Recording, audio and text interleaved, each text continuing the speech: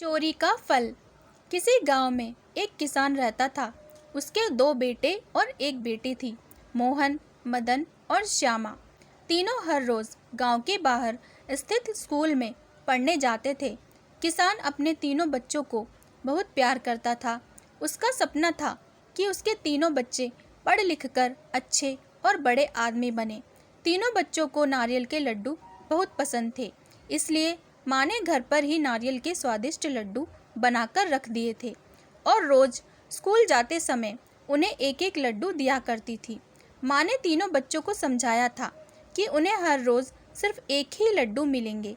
एक से ज़्यादा लड्डू रोज खाना सेहत के लिए हानिकारक हो सकता है। माँ ने उन्हें ऐसा डराने के लिए कहा था ताकि लड्डू ज़्यादा समय तक चले, कुछ ही दिनों में खत्म ना हो जाए। एक दिन घर पर कुछ मेहमान आए। उनको लड्डू देने के लिए जब माँ ने लड्डू का डिब्बा खोला तो वह दंग रह गई। उसमें से आधे से अधिक लड्डू गायब थे। माँ तुरंत समझ गई कि उसके बच्चे लड्डू चोरी करके खा रहे हैं। माँ ने ये बात किसान को बताई। किसान को यह बात सुनकर बहुत दुख हुआ। वह इतनी मेहनत करके अपने बच्चों को पढ़ा लिखा रहा था। उसके बच्चे यदि चोरी जैसा गलत काम करना सीख रहे हैं तो उसके लिए बड़े शर्म और दुख की बात थी। किसान के लिए यह पता लगाना बहुत मुश्किल था कि उसका कौन सा बच्चा लड्डू चोरी करके खा रहा है। फिर अचानक किसान को एक तरकीब सूझी। उसने अपनी पत्नी को समझाया कि नारियल के लड्डू में नीम के पत्तों का रस मिला दें। किसान की पत्नी को यह तरकीब अच्छी लगी और उसने ऐसा ही किया। दोपहर के बाद जब तीनों बच्चे स्कूल से लौटकर घर आए तो माँ उन्हें खाना देकर गाय को चारा डालने के लिए घर से बाहर चली गई। कुछ ही समय बाद किसान का दूसरा बेटा यानी मदन घर के मुख्य द्वार पर आया। उसने दरवाजे पर ही सब खाया पिया उलट दिया। मदन का चेहरा उतरा हुआ था और आंखों से खूब पानी बह रहा था। तभी किसान और उसकी पत्नी भी घर के मुख्य दरवाजे पर पहुंच गए। वे दोनों समझ गए कि उनका दूसरा बेटा मदन ही लड्डू चोरी करके खा रहा था। माँ ने पानी से मदन का मुंह साफ करा और उसे घर के अंदर ले गई।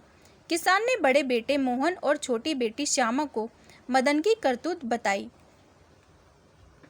उन्होंने भी पिता को बताया कि मदन हर रोज स्कूल के रास्ते में पड़ने वाले बगीचे से फल चुराकर खाता है।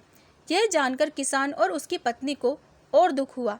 किसान ने क्रोधित होते हुए यह कहा कि कल से मदन अब स्कूल नहीं जाएगा। वो मेरे साथ खेतों में मजदूरों की तरह काम किया करेगा। यदि उसे चोर ही बनना है तो उसे पढ़ाने लिखाने से कोई फ़ायदा नहीं है। उधर मदन की रो रोकर हालत खराब थी।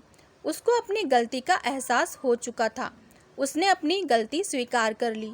मदन ने अपने माता पिता से माफ़ी मांगते हुए कहा कि वह आगे कभी चोरी नहीं करेगा। पिता ने उसे समझाते हुए कहा, देखो बेटा, चोरी करोगे तो अपमान ही मिलेगा। यदि सम्मान चाहते हो तो अच्छे काम करने पड़ेंगे। अब तुम्हें खुद फैसला करना है कि तुम्हें अपमान चाहिए या सम्मान। मदन ने निश्चय किया कि वह अब ऐसा कोई काम नहीं करेगा जिससे उसके माता पिता को दुख हो या उसे अपमान मिले।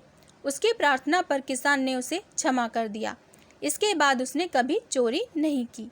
सीख: चोरी करना बहुत बुरा काम है। इससे व्यक्ति को हमेशा अपमानित होना पड़ता है। चोरी कभी ना करें।